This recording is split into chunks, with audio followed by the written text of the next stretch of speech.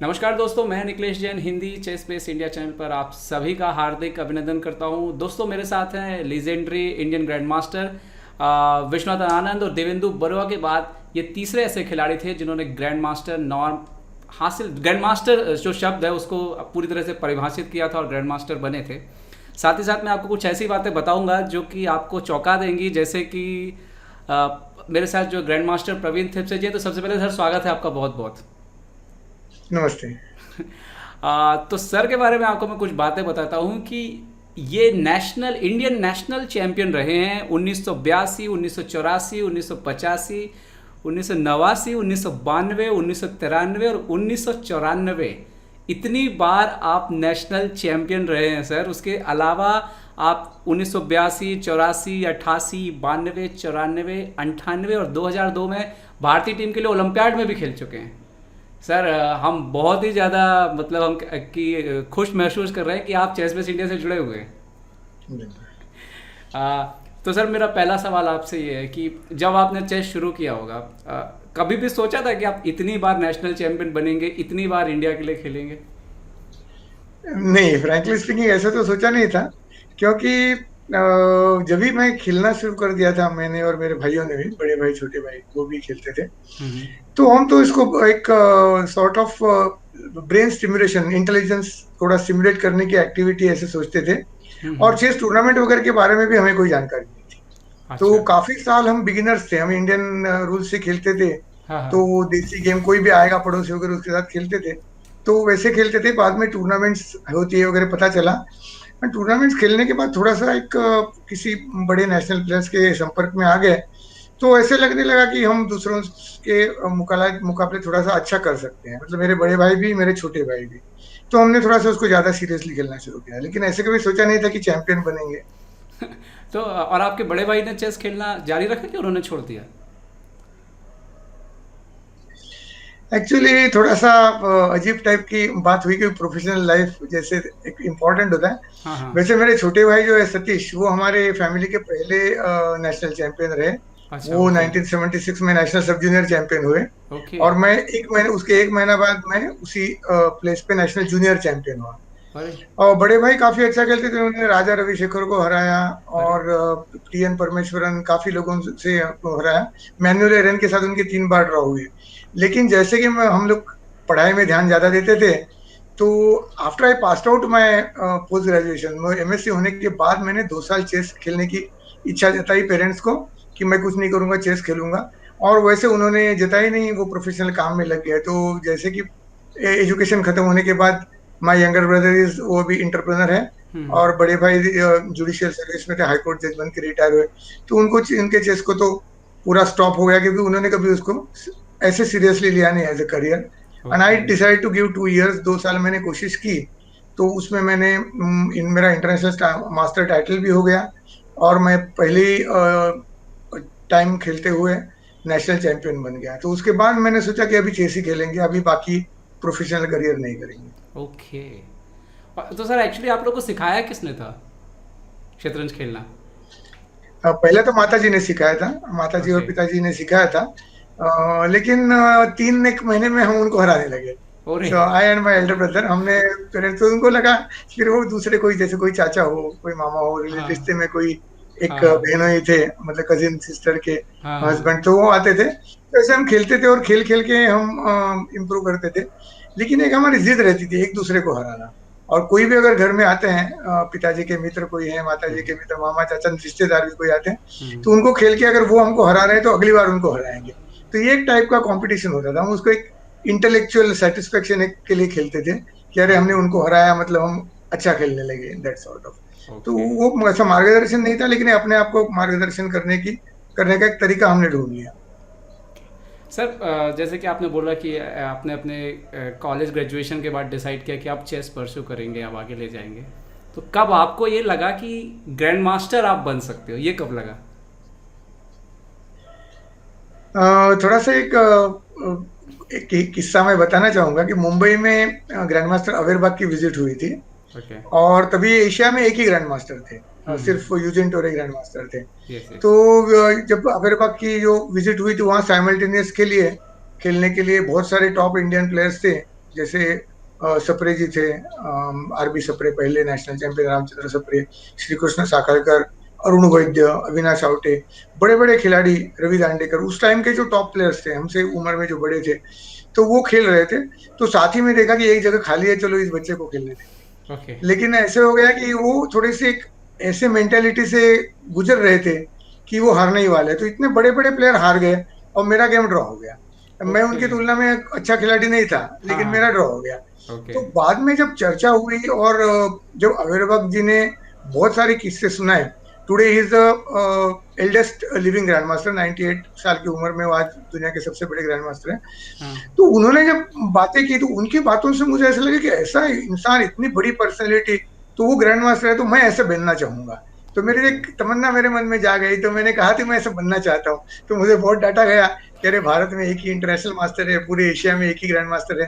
तो मैं ऐसे बनना चाहूंगा, ऐसे मैं कह रहा हूँ। तो at that time I decided, पर तभी लगता नहीं था बन पाएंगे, लेकिन it has always been, it was my ambition since my school days. नहीं, मेरे ख्याल से जब आप तीसरे ग्रैंड मास्टर भी बने, आनंद और देवेंदु बरुआ के बाद भी, आप तीनों भी काफ़ी लंबे समय तक ही मतलब ग्रैंड मास्टर थे। उसके बाद एक काफ़ी लंबा समय गया जब जो आगे ग्रैंड मास्टर बढ़े। नहीं, मुझे भी काफी वक्त लगा, क्योंकि मेरा पहला नॉर्म जो हुआ था 1985 में हुआ था।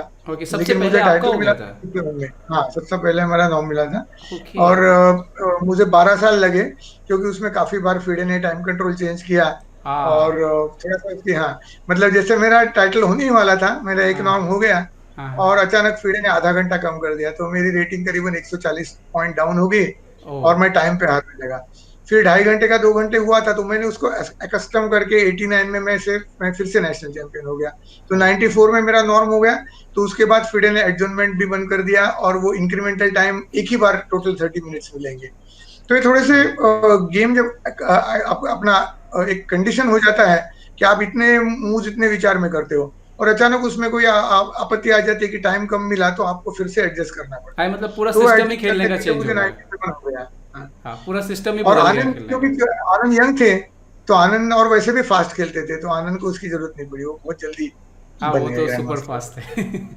ठीक और है। उनके मतलब प्रतिभा भी वैसी थी। हाँ सर, आपने एक और सवाल था मेरा, इससे पहले कि हम आपका एक गेम देखेंगे जो कि जॉन नन के खिलाफ आपने खेला, जीता था।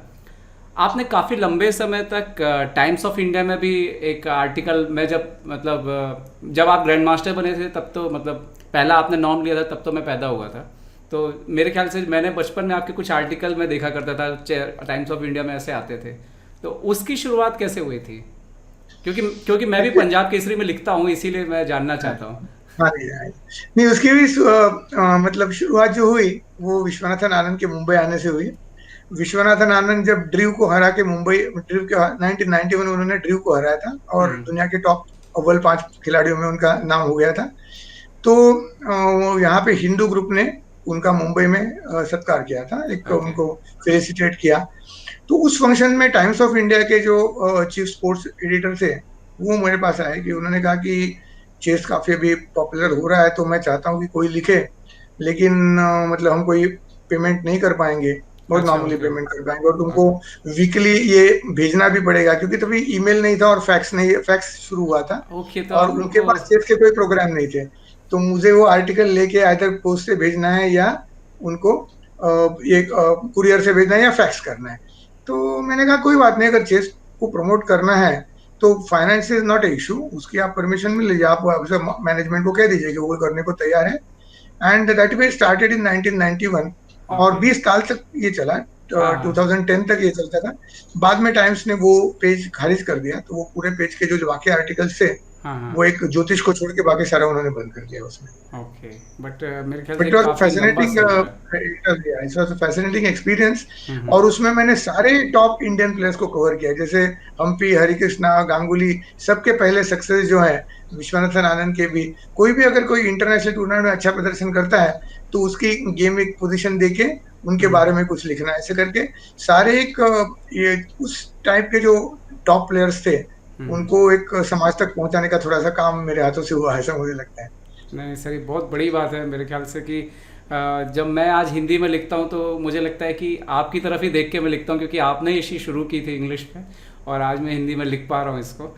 So thank you very much sir, भारतीय शतरंज के लिए इतना सब कुछ करने के लिए। सर अब देखते हैं आपका पहला गेम जो आपने सेलेक्ट किया है, ये गेम आपने जॉन नन के खिलाफ खेला था। और सर आप स्क्रीन देख पा रहे हैं मेरी? हाँ जी। तो ये गेम सर आपने लंदन में खेला था कॉमनवेल्थ चैंपियनशिप में। हम्म। और जब आपने ये गेम खेला था सर, उसके 1 महीने बाद मैं पैदा हुआ था। हाँ हाँ, ओके ओके। तो बहुत मेरे लिए बड़ा इंटरेस्टिंग है। तो शुरू करते हैं सर। हाँ, ये गेम को वैसे बहुत हिस्टोरिक इंपॉर्टेंस है, क्योंकि हाँ। इस गेम में मेरा ग्रैंड मास्टर नाम, ये लास्ट राउंड है कॉमनवेल्थ चैंपियनशिप का। ओके। तो इसमें मैं ये गेम जीत के मैं चैंपियन भी हुआ, जॉइंट चैंपियन। और हम्म। मेरा ग्रैंड मास्टर नाम भी हो गया पहला। हम्म। और तभी किसी ने सोचा नहीं था कि इंडिया से कोई ग्रैंड मास्टर नाम कर सकते हैं। तो अपने सब कॉन्टिनेंट से ही ये सॉर्ट ऑफ एक हिस्टोरिक मूवमेंट मुझे लगी। और जॉन नन तभी बहुत ही प्रतिभाशाली समझे जाते थे, और उनकी रेटिंग एक्चुअली वर्ल्ड में 7 में आई थी, और उन्होंने खुद ने हम्म। सिसिलियन नादौर्फ के ऊपर किताब लिखी थी। तो जब ओके। मुझे पता चला 1:1 खेलना है, हाँ तो हाँ काफी प्रिपरेशन काफी मुश्किल हो गई थी, क्योंकि तभी तो कोई डेटाबेस नहीं थे, कुछ भी नहीं थे। हाँ तो हाँ। जो जो कोई दो चार किताबें थी, उसमें जॉन नन की किताब भी थी, वो भी देखनी थी।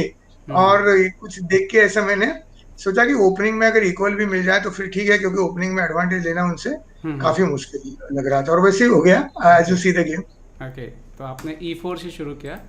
जी E4 जी। C5 night F3 D6। Sir आप बोलते जाइए मूव्स, मैं चलता जाऊंगा।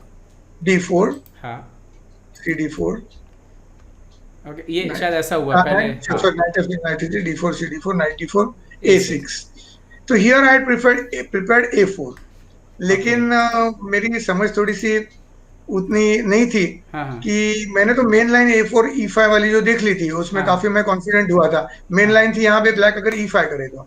ओके। लेकिन हाँ, लेकिन ये मूव उन्होंने खेली नहीं। और मैं ऑलरेडी विचार में पड़ गया, क्योंकि सिंपल है कि जो e6 वाले सेटअप्स हैं, हम्म। उसमें मैं उस जमाने में a4 करके नहीं खेलता था।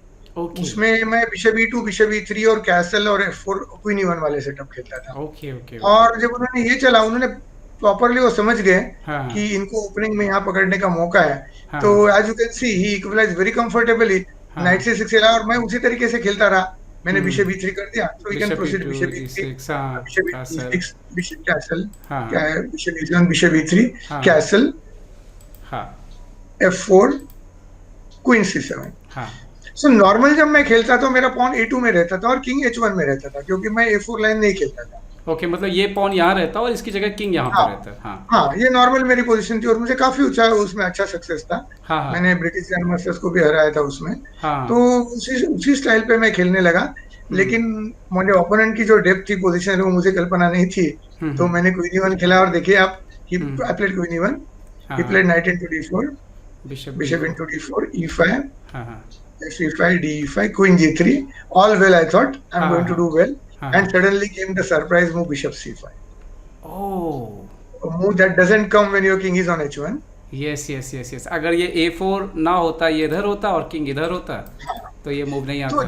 हाँ हाँ हाँ, तो तेरा प्लेट क्वीन जी थे, मुझे लगा ये क्या खराब ओपनिंग खेल रहे हैं e5। तो हाँ अचानक जब उन्होंने बिशप c5 किया, फर्स्ट ऑफ ऑल तो मैं बहुत डीप थॉट में चला गया, क्योंकि मुझे समझने में समय नहीं लगा कि इनको इक्वालिटी मिल चुकी है।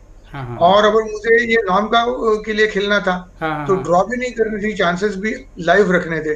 ये बहुत हम्म। इंपॉर्टेंट था। तो फिर मैंने काफी सोचा यहाँ पे और इसके आगे।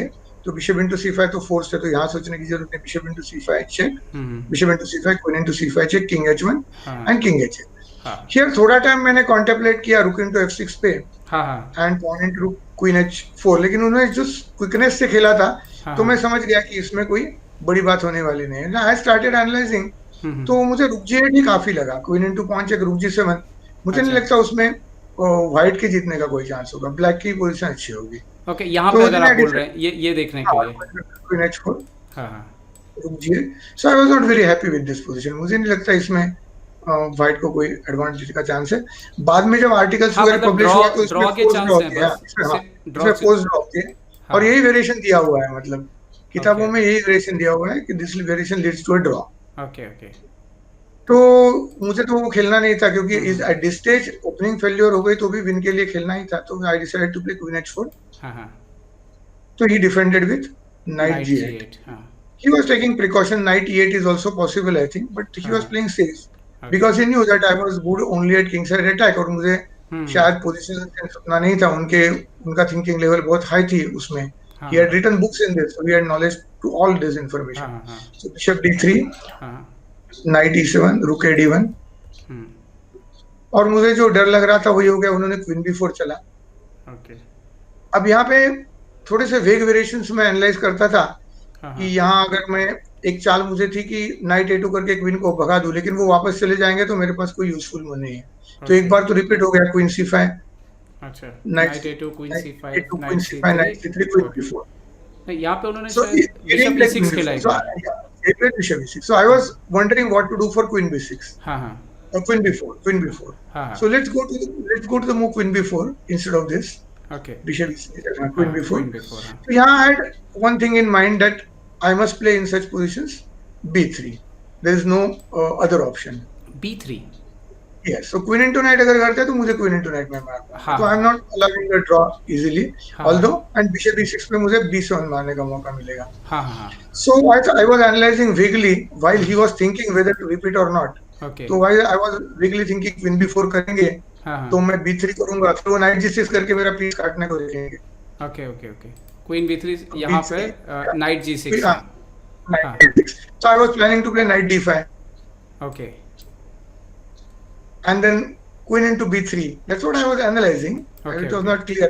हम्म. तो रुक into f7, ये मैंने देखा था कि यहाँ रुक into f7 आ रहा है, ओके. और अगर वो रुक into रुक करते हैं तो रुक डाउन हो जाएंगे. हाँ हाँ तो हाँ. yes, queen d8 चेक में. क्वीन D8 चेकमेट हो रहा है. हाँ किसी आ रहा है. Yeah. ठीक है. So then I thought he would go queen a3 okay. instead of capturing my rook. Queen हाँ a3. हाँ. Queen A3. And ये पोजीशन का मुझे रियली डर लग रहा था क्योंकि उसमें समझता नहीं मेरे पांच स्ट्रक्चर वीक हो गया है. हाँ हाँ शायद यहाँ क्वीन f2 खेलना पड़ता था. हाँ हाँ. और मुझे लगता है पोजीशन कॉम्प्लिकेटेड है हम्म. और ड्रॉ नहीं होगा, मतलब व्हाइट जीतेगा ब्लैक जीतेगा, लेकिन प्ले रहेगा इसमें. Okay so I was planning to play this way, लेकिन मैं डर रहा था क्वीन b4 को. ओके. और अच्छा हो गया कि उन्होंने भी स्पोर्टिंगली, उनको लगा कि ये ड्रॉ करना चाहता है हाँ हाँ तो उन्होंने ड्रॉ नहीं किया, क्योंकि लास्ट राउंड का गेम था हाँ हाँ. और वो भी कॉमनवेल्थ चैंपियन बन सकते थे. ओके. तो पीछे भी, लेकिन पीछे भी में वैसे मैं ड्रॉ नहीं करने वाला था क्वीन b4 में. हाँ हाँ. बट बिशप e6 से थोड़ा मैं खुश हो गया कि अभी चलो Okay. लाइवली है. Immediately night d5 normal, Okay. Night d5, hmm. bishop into d5, D5 e E into d5. D5. That's the reason why I put the rook on d1. I want to roll my pawns. Okay. और yes. उनको वो उनके f और e pawn role करेंगे और मैं b3 pawn role करूंगा, जो फास्टर है हाँ, वो हाँ. जीतेगा. So it become मेरे अभी बहुत इंटरेस्टिंग बैटल हो गई. f5 नॉर्मल मूव उन्होंने किया, हाँ हाँ b4, हाँ हाँ. Queen d6. और यहाँ उनको लगा उनकी पोजीशन अच्छी है क्योंकि उनके थ्रेड्स आ रहे हैं, e4 f4 वगैरह आ जाएगा. और दूसरा कि मेरी क्वीन ससेप्टेबल भी है और मैं c4 नहीं कर पाता ठीक है. क्योंकि क्वीन इनटू b2 रैंकिंग है. तो हाँ. मेरी जो क्वीन वन रिट्रीट थी उनको बहुत पसंद आई. उन्होंने कहा ये बहुत अच्छी मूव थी, ये मैंने मिस की थी. तो Okay. इसके बाद बहुत ही ज्यादा कॉम्प्लेक्स गेम अब हुआ. अब C4 का रास्ता बन गया. हाँ, अभी c4 c5 का रास्ता हो गया क्लियर. हम्म. और कभी भी अगर c4 में अगर b6 होता है हाँ तो आई हाँ. Was preparing to play a5 pawn takes pawn c5. Okay okay. अगर मेरा d pawn प्रोटेक्टेड है हाँ, तो हाँ. That will be very fast. हाँ हाँ तो हाँ. एज यू कैन सी आगे का जो गेम है पूरा एक building of the pawn structure है. You can go quickly e4, E4 bishop E2 rook a8, तो c4, queen queen h6. H6 खेला उन्होंने तो. So idea of rook a8 is to prevent हाँ c5. हाँ हाँ. So क्योंकि c5 नहीं हो रहा है और d6 भी नहीं हो रहा है, तो queen d2. Okay. So in endgame always the bishop is better than knight. Knight. तो और d6 basically queen into queen, rook into queen के बाद मेरा d6 बहुत फास्ट आ जाएगा. Yes. And then c5, so I will win the game. Hmm. So naturally उन्होंने f4 किया तो हाँ. मुझे d6 मिल गया. ओके. यहाँ पे उन्होंने And E3 भी it- पुश कर दिया. e3 कर दिया, वेरी इंपॉर्टेंट मूव e3, क्योंकि नाइट f5 में क्वीन into f4 हो रहा था. ओके. हाँ तो उनका वो पॉन भी चला जाता है. हाँ, तो यहाँ पे फोर्थ सीक्वेंस हो गया. मेरे पास 5 मिनट से कम हो गए क्योंकि मैंने काफी टाइम लिया था. हाँ और ये पोजीशन ऐसी थी कि इसके बाद की जो मूव थी ये सारा मतलब combination starts from queen d2 इन अ वे. हाँ क्योंकि इसके बाद जो लास्ट मूव क्वीन d2 मैंने चली थी, हाँ. यहाँ से I was just blitzing out the moves. अच्छा फिर तेज खेल रहे थे आप यहाँ से. काफी फोर्स मूव्स इसमें है, हाँ तो थोड़ा सा ट्रिकी सीक्वेंस भी थे, वो मैंने देखे हुए थे. तो e3 अच्छा. उन्होंने किया, queen d4, E4. so knight c6. So if I put queen c5 then he is very happy because my Okay. knight is doing nothing. हाँ So हाँ queen, yeah, so that is not a productive move. So queen d5 was my idea. हाँ हाँ When I'm threatening b5 followed by queen into b7, तो Yes. knight into b4 ही करेंगे. हाँ हाँ. तो queen into B7, तो मैंने सोचा था कि मेरे 5 पॉइंट जल्दी निकल गए, यस क्योंकि मुझे C5 करना पड़ता, B5 करना पड़ता और C6 करना पड़ता। Yes. So I was in a way happy, हाँ but हाँ of course knight is also in a threatening position. So हाँ he हाँ played rook b8, and now queen e4 was an important move, preventing the knight from entering at awkward moment, and it tempted him to bring the rook to e8. हाँ हाँ। ये जो रुक e8 का है, मुझे बाद में कभी भी d7 में टेम्पो देगा। ओके इसके लिए मैंने रुक b e8 को लाने के लिए ये चाल चली। ओके तो क्वीन e4 जानबूझ के आके फिर मैं बाद में क्वीन f3 चला गया। I think okay it was also important move, that was as per my plan. Okay. So तो रुक ये e8 आपने उन्होंने, डाइवर्ट करना चाहते थे आप? और फिर मैंने क्वीन f3 किया। Okay. So I can I can play d7 at some time with a tempo. With the tempo, yes. तो उन्होंने अभी काउंटर अटैक के लिए जो नाइट उनको c3 में जाना है, हाँ हाँ। तो यहाँ मैंने देख ही लिया था सारा, तो मैंने c5 कर दिया ओके। और नाइट c3 में तो आपने C6 पुश कर दिया। c6 कर दिया। तो night into d1, rook into d1 is just loss. If knight हाँ into d1, rook into d1 हाँ हाँ and rook d8, then हाँ। d7. अगर हम अच्छा, देखते हैं अगर knight ऐसा into कुछ d1, करेंगे तो knight into d1, rook into d1, हाँ हाँ rook into d1 and rook d8, हाँ then d7 followed by c7, yes d7 followed by c7। Yes yes. तो बहुत आसान विन है, लेकिन उन्होंने काफी ट्रिकी मूव किया यहाँ पे। उन्होंने रुक मारा नहीं, and that was, but I had luckily expected that move. तो उन्होंने रुक d8 किया। Now the idea is, if I play d7, he will play knight into e2। Let's try d7, knight into e2, हाँ and is and if I play c7, then he has knight g3 check, okay and if queen okay. into, yeah, and then e2 is coming, I don't know what I am losing, yes almost yes everything is going. Yes yes And if I take queen into e2, then after queen into c6 I must resign if I okay. go back yes yes one yes more. Yes yes. If Yeah. You So he, take, if you take हाँ, here you will lose the C6 and everything. c6 pawn and d7 also will go Yes short. yes yes So it is just hopeless position for white, and he was hoping for that. Particularly I was in time trouble, but जो combination मैंने starting with queen d2 देखा था, तो I was blitzing out, इसलिए वो बहुत depress हो गई थी। यहाँ मैंने d7 कर दिया, c7 कर दिया, हाँ हाँ c7 and rook into d6. He seemed very pleased with himself, so I instantly played rook into d6. हाँ हाँ। And I didn't know that 40 moves were over here actually. Okay नहीं, okay 40 moves नहीं हुए थे over. Queen into f4. Okay. This is the move. ये असली move आया। Yes, that was the stroke. And हाँ here he thought for some time. He had a lot okay of time, but he didn't want to give me some time. हाँ So he played queen f6. Okay He knew that I was not scoring the moves, so I didn't know how many moves were completed. Naturally, for the leader, queen into queen is equally hopeless because of, नहीं, for black, queen into queen, rook into queen.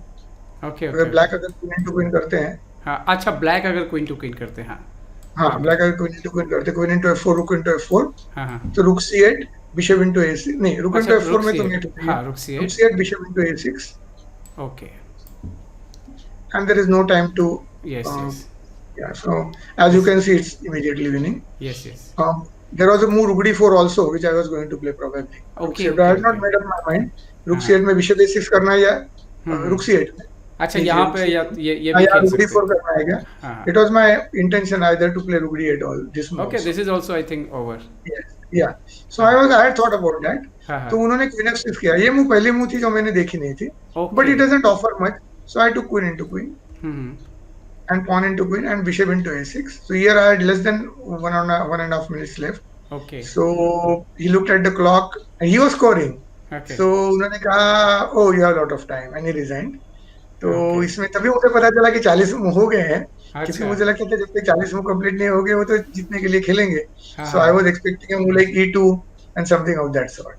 But okay this game was very important in a sense.